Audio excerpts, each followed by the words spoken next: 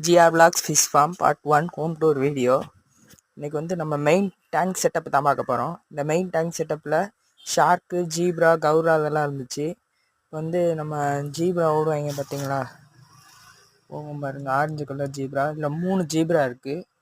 அதுக்கடுத்து வந்து கௌரா பபுள் நெஸ் கட்டியிருக்கு, அதை பார்த்துருப்பீங்க, தெரியுதா? கௌரா இந்த இருக்குது பாருங்கள். ஷார்க் இருக்குது. ஷார்க் வந்து இது எங்கேயாச்சும் இருக்கும் பாருங்க, ஓரமாக இருக்கும். நீங்கள் காமிக்க ஷார்க்கு இதாக இருக்காங்க.